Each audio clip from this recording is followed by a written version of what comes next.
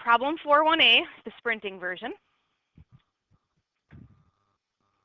If you think I'm going too fast because I know that we have to get X amount of stuff done here in X amount of time, just tell me, slow down, and I will, definitely. So the first phase of problem 4.1a, you'll see the same thing tonight when you do problem 4.1b, was to create a worksheet, okay? I know a few of you had expressed concern that your numbers didn't shake out right. Let me just start by showing you this. This trial balance is what was on page 199. And all you had to do was take it off page 199 and dump it onto your worksheet. Okay? We know in a full accounting cycle, we do 3 rounds of trial balances. We do a trial balance, we do an adjusted trial balance, and we do a post-closing trial balance, of which I don't think you have to do that one for this problem. But this was simply grab from the book, move over. I'm not sure what line this happens on, but between drawings and revenue, right here, this becomes the balance sheet, this becomes the income statement. Okay. Then we've got the little ragtag section down here, the riff-raff, or I forget what I called it last time.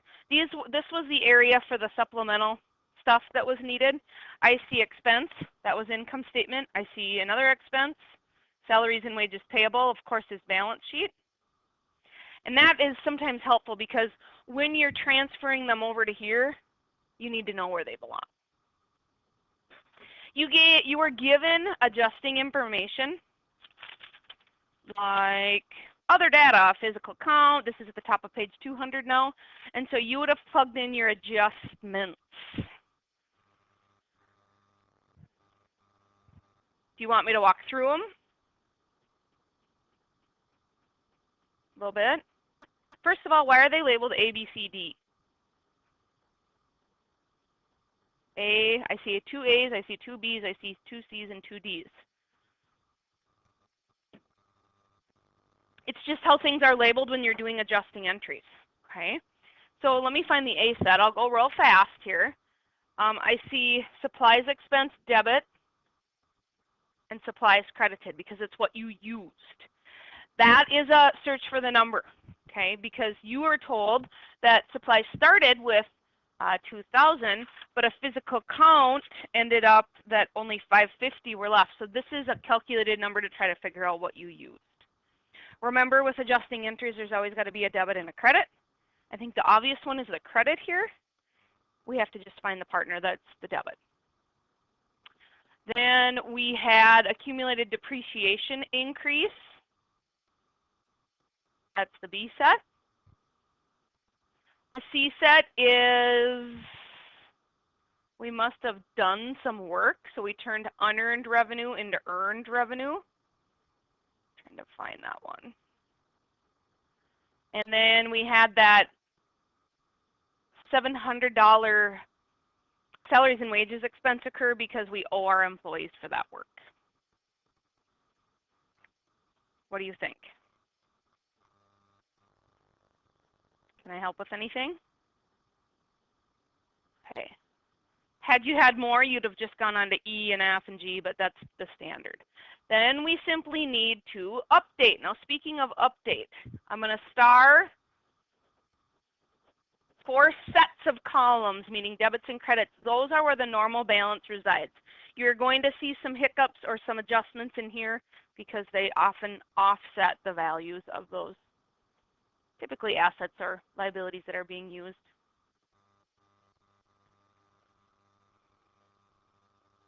Remember when I taught you worksheets a couple weeks ago, we jumped in our supply car of 2,000, cruising along, and all of a sudden we got to a credit. Are we adding those friends or dumping them out of the car?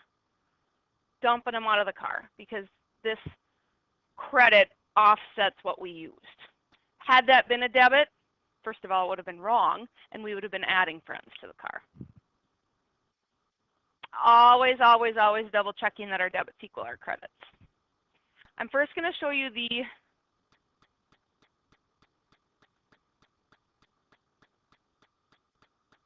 balance sheet. I think I got my numbers lined up. No, I didn't. You don't need any of the income statement because these are all balance sheet accounts. They're hard to look at when my lines aren't numbered, I get that. And then we've got our income statement accounts, but then don't forget about this little riff-raff section in here. This is the part that I went through in length on whatever day that was, Thursday. I said, here, take a picture of this, because this allows you to really know if you did all of the rest of the scattered confetti-looking numbers correct. Remember, this is the panic area. I'm panicking. I didn't think I spelled that right. Panic. Here we go. Okay. Because our numbers do not equal, remember, I'm seeing this is revenue. These are expenses. If the revenue is larger than the expenses, we of course have a net income. We then take the difference, add it to those expenses to get those to equal. The cool part is this debit has to be this credit, and it all shakes out that way. Yes. Oh.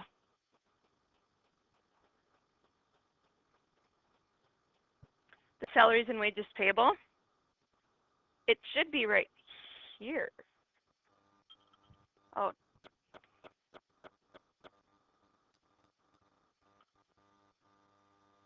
Shoot. What did the rest of you find? That was an issue? It's behind my pen. Is it? I hope it is. Oh, phew. Okay.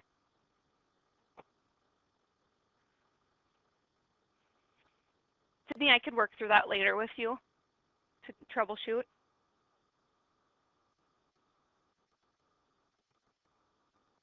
Okay. There's a math error somewhere, I bet, if you would reshake them all out. Now, what will it be like on the test? I haven't looked at the test. I haven't even looked at the practice test. But this is a points hog. I mean, there's a lot of points here, even at half a point each. Typically, what you'll see in a test scenario, you won't have to do trial balance or adjustments. They'll just start with the adjusted trial balance and just do a partial worksheet, just in essence of time and points. I can't promise what that's going to be like. I'll know more tomorrow when I give you the practice test. Cool? Okay. Let's move on to the next one then. The next one says, I want you to do an income statement, an owner's equity statement, and a classified balance sheet.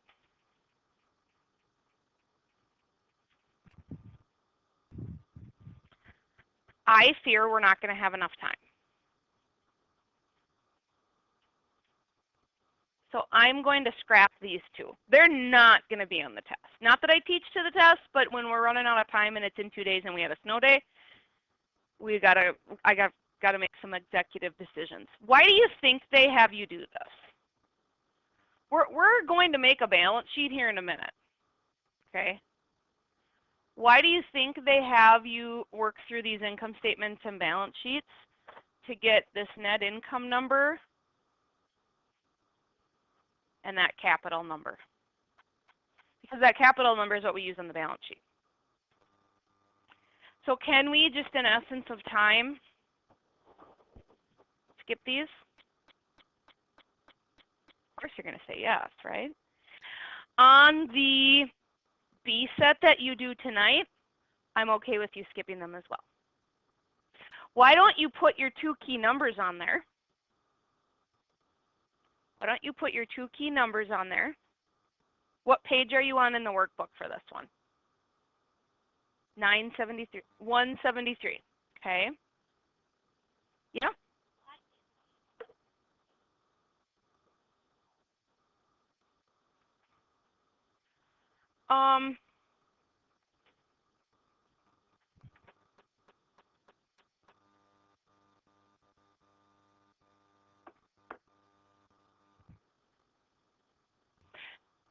Yep, so then this is an error.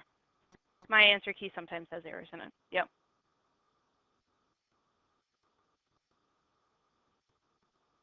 Which I'm not going to get too banged out of shape about that. Good. So these numbers we need for the balance sheet. Okay. I hope this is right. Did you guys, did you get 14? No. Errors, whatever. I'm going to move on. We're going to do the balance sheet, and we'll force our numbers to be what they need to be. Okay. You will have a classified balance sheet at some point during the test, whether it's understanding the different classifications. So you'll want to do this version in the B problem. And before you leave here, we will mark up the B problem as to what you need to do and not do. Okay. I want you to be very clear on that. Remember, at its simplistic core, a balance sheet vertically is assets equal liabilities plus owner's equity. Remember, this number comes from those other financial statements. That's why they're having you do them. But we can work through that number without them. Okay. We now know there are 4 new asset classifications and 2 new liability classifications. And unfortunately, this was the recording that got deleted. If you were confused, this is a nice recap. The 4 current assets, which means less than a year, we're going to get cash or turn them into cash. Okay. Long-term investments.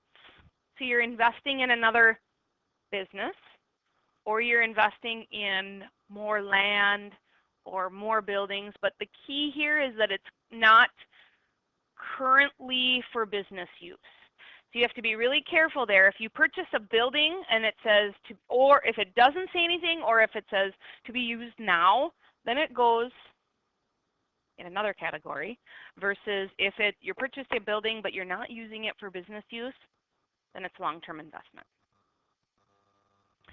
Then there's PPE, which stands for property, plant, and equipment. Another phrase that you'll see in the accounting world is it's called a fixed asset as well. Or there's the intangible assets, like you own a sports franchise, or you own a patent, or you own a copyright. Of the 4, I would say you'll see these 2 most often. But I think it's important to know that there are 4 and to know the different categories. As far as liabilities, we only have 2. We have current liabilities and long-term liabilities, and the difference is less than a year, more than a year. I thought the exercise we did last Thursday was really good because remember there was a notes payable. But we listed the notes payable twice. I think notes payable, I think a long-term loan. But they're saying, well, in your current year, you're going to pay this much off, and then the rest of it will be past a year. So that was good, I thought. You guys ready to do this? Yes. Where are you getting the numbers for this? The worksheet. The balance sheet columns of the worksheet. So have that accessible.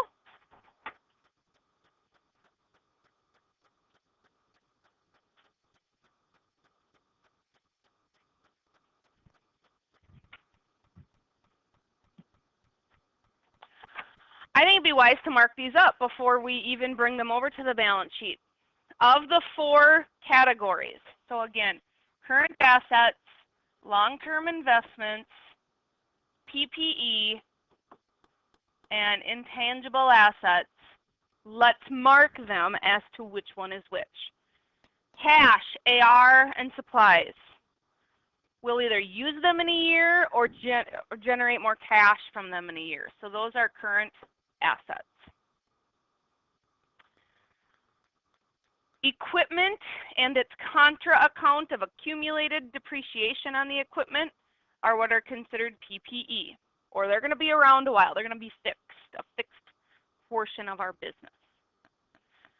I see accounts payable and unearned service revenue. Those are going to be more of your liquid liabilities that we pay off or do the work for within a year, so current liabilities. And then owner's capital is owner's capital. And then we know drawing gets filed into owner's capital as part of the other financial statements that we did not do. Here's another one down here. Don't forget about this one. This is a current liability. We'll pay it off in a year. Those are the assets, liabilities, and owner's equity.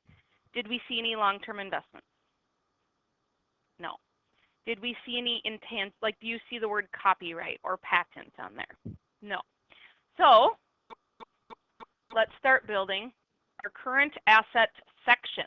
Based on what we just labeled on the worksheet, let's build our current asset section.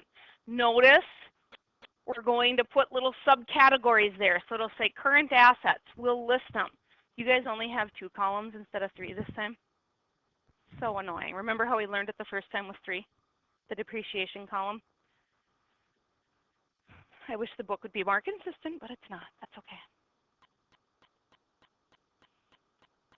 Cash is already cash. AR, we could knock on the door and say, can you pay me? And we're going to use supplies within a year. You'll notice we've got the 2 columns. This is for math. These are for what I'm going to call subtotals. Before we even had this 3rd column out here, and we called that the depreciation column, they seem to have ditched that for us, but that's okay. You'll notice you'll write total current assets simply because there's more than one.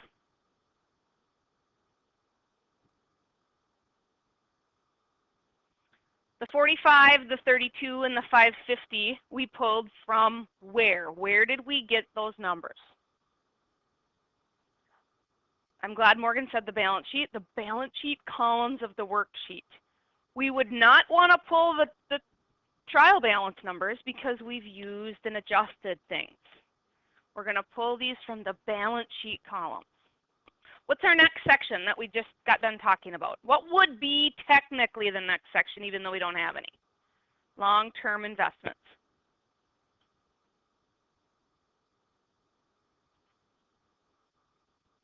Then we're going to move on to PPE, property, plant, and equipment.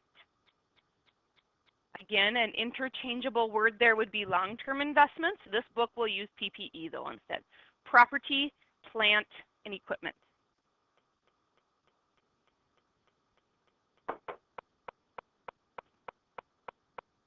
Remember this accumulated depreciation is considered a contra account. So we're going to subtract that off, whereas before we added those current assets together.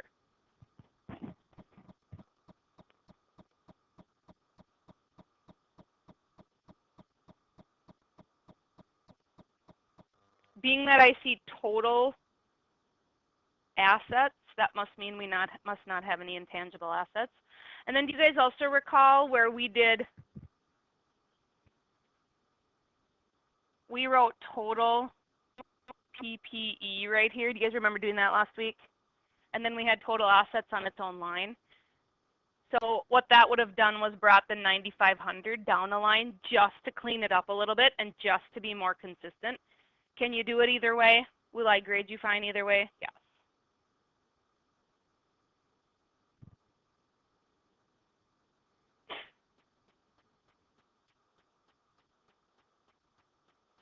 So again, just for clarification, instead of writing total assets right away, you could put total PPE, put that 9,500 on its next line, go a line down and put total assets, and it would probably be a little bit cleaner.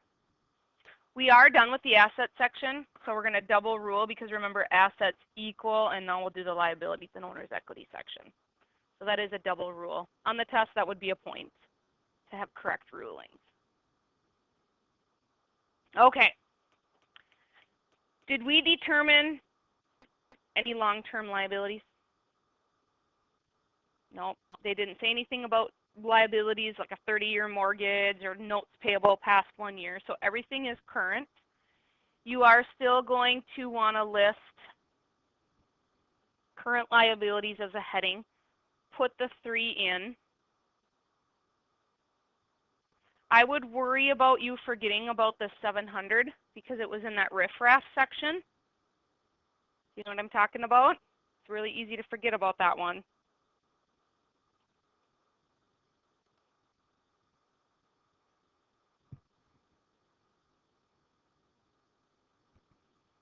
Again, I would prefer they'd put like a little subtotal for current liability total.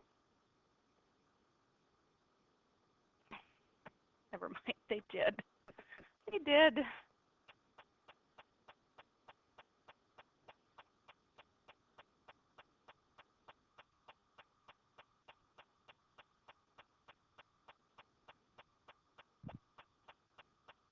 Since we didn't have any long-term liabilities, we'll then move on to owner's capital.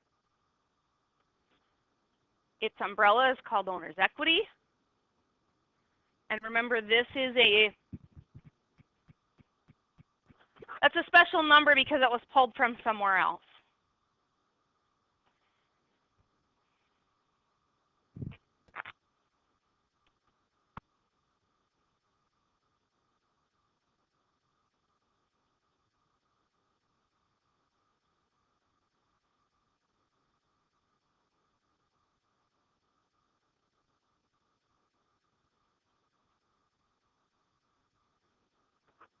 I'll talk about the pulled from somewhere else here in just a second. Did this help to go through this again? Morgan, did it kind of clear up some questions for you? Good.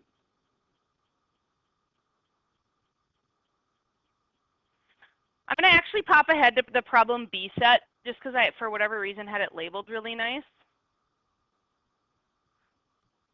Okay, so this is the B set. This net income we generated on an income statement. Then we used it down here.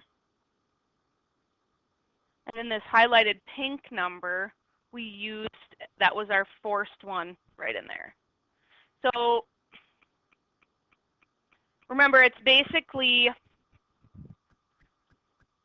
the capital plus net income minus drawings to equal what you put on the balance sheet. This one, and let's see. The one that I had us skip, just in essence of time, in the directions it said there was an additional, investment of plus $10,000. That's where it would go. I am, just because I want you to understand more about how this classified balance sheet works than trying to rip around and find a capital number, I'm going to give you that number for problem B set today.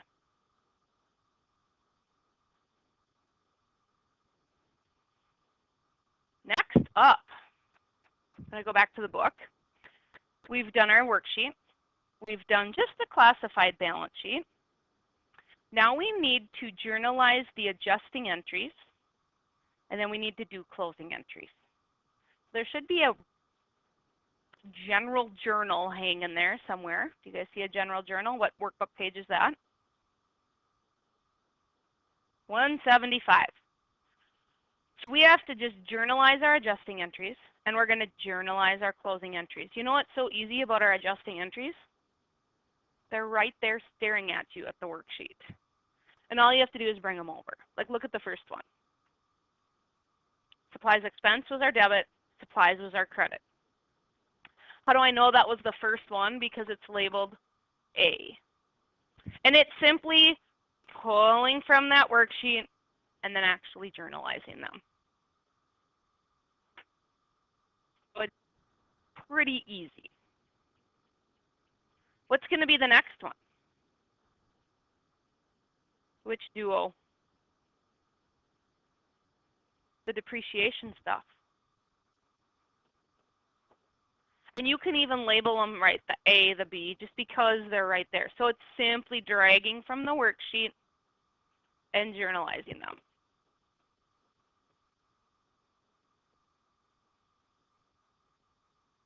From the worksheet to the journal.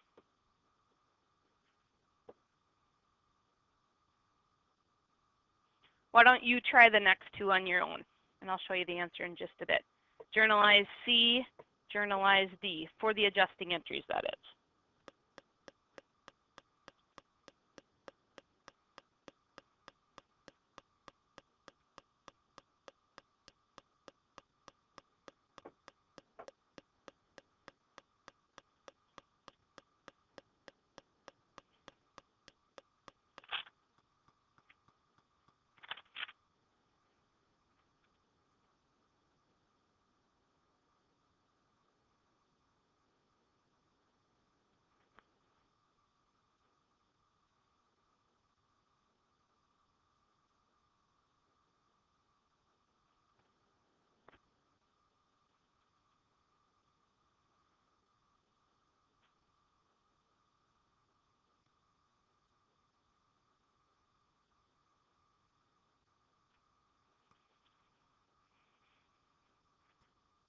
So again, pretty easy because you're just grabbing the A set, the B set, the C set, and the D set.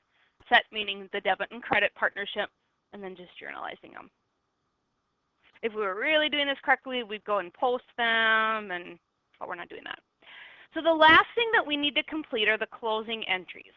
Now we're going to try something. I really like the handouts where I make you map everything out and do the little T accounts. Do you think we can do them without them?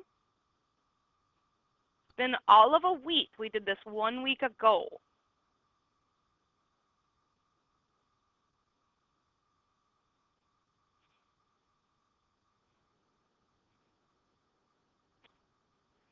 How many adjusting entries are we doing? Or, excuse me, closing entries. Do you remember the 4 steps? We close this into this, we close this into this, then we close that, and then we close something else. Do you remember the 4 steps? Would you rather make the T's, or can we try it? I think we can try it. You have quite a bit of space on your journals. Yes. That little space down below where it says page 175, let's make ourselves a little cheat sheet. Let me do this.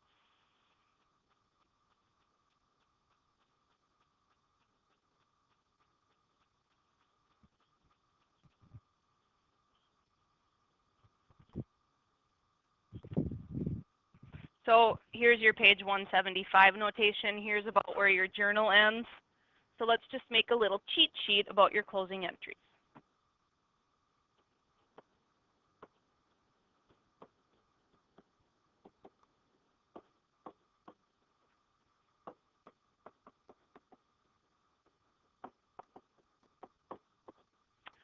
Closing entries basically prepare the temporary accounts to be wiped out or zeroed out, and it all gets funneled into capital.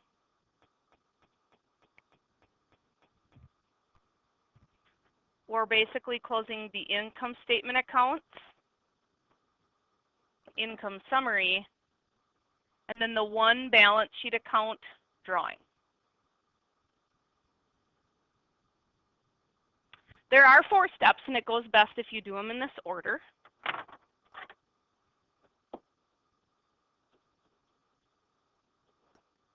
So when I say close, it means zero out. We close revenue or sales into income summary. So already I see 2 accounts, which means the debit and credit. Then we close expenses into income summary. Then we close income summary into capital. And then finally we close drawing into capital.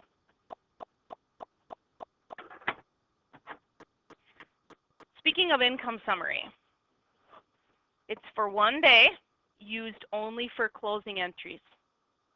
It's more of an IT account. It doesn't have a debit or credit normal balance side. I hope you left a little bit of room down there, because as we do our closing entries, we are going to make the T for the income summary. Can you guys do that with me?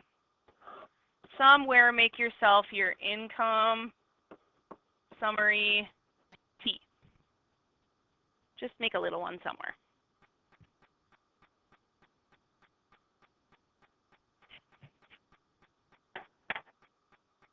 All right, back to our closing entries.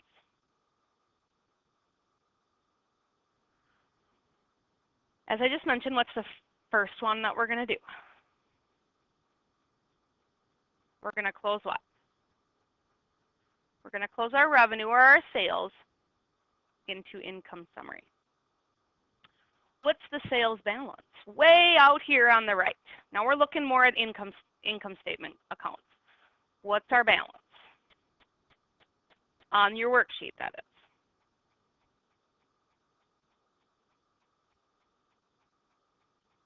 is. $6640. credit balance, what would we need to do to that account to wipe it to 0?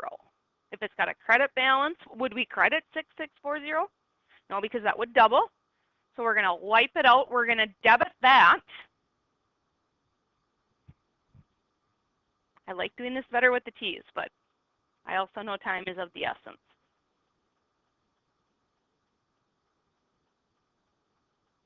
If we debit something, we have to credit something. And what's that something? What holds all of our closing entries as we're zeroing them out? Just remember the account? Income summary for also 6640.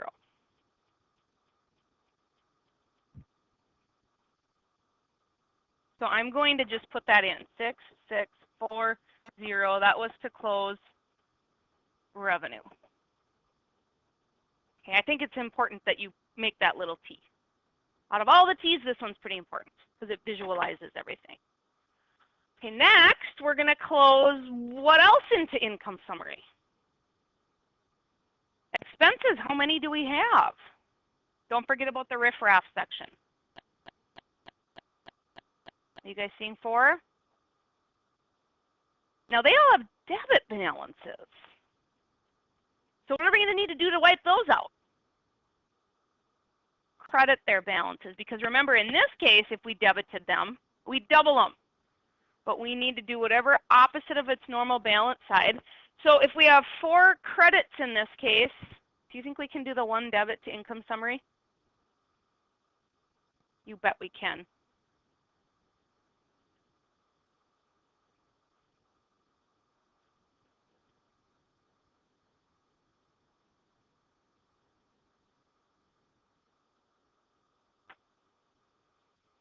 From a teachability standpoint, I'm talking about it more than I'm doing it with you, which worries me a little bit.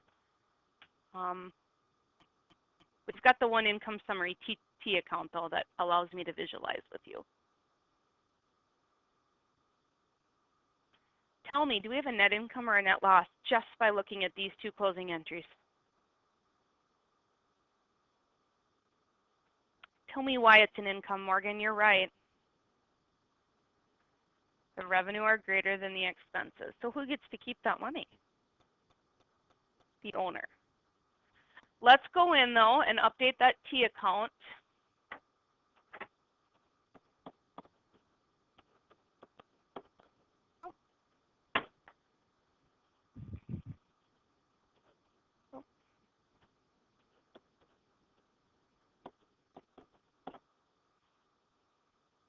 As Morgan just described, the revenue is greater than the expenses.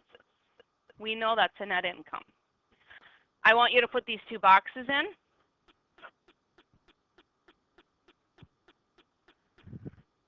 The debit box is net income. The credit box is net loss. Is this starting to look a lot like the bottom of your worksheet?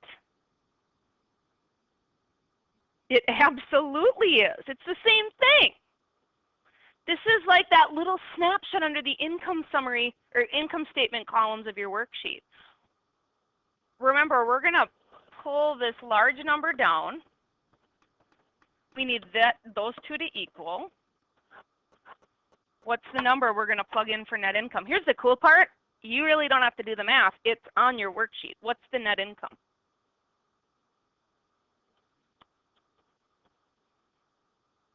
So it's a really nice way when you're doing your closing entries to double check.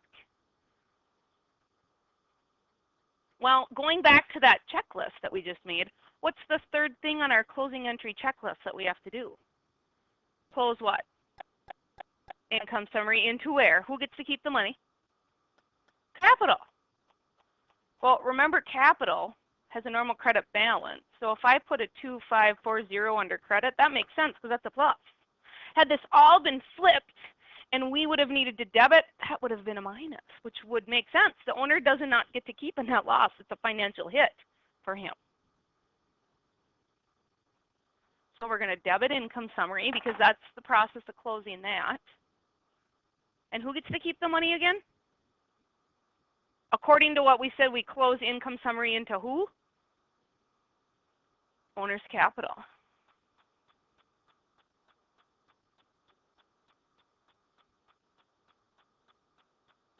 Then the kind of wild card, the random. Oh yeah, you took out some money. You had drawing. Must have got greedy or decided to pay himself a little bit, whatever the case is. It's the owner. They can do whatever they want. So greed maybe isn't the right word. Tell me, what kind of balance does drawing have? You can look at your worksheet to see what column it falls under. Find drawing. What balance is it rocking? A debit of how much? $1,100 bucks.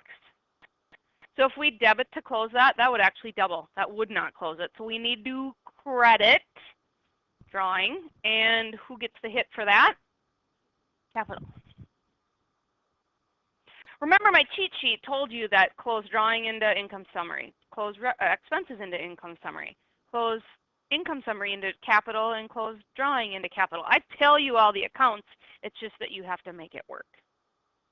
Do you like doing them better this way? Is it faster? However, if you are a visual person and liked that little cheat sheet that I gave you, remember I have more on the back table where you turn stuff in. If you would like to grab one and do it that way, I will provide one of those for you on the test as well. That's it for the A problem. I'm going to stop my recording.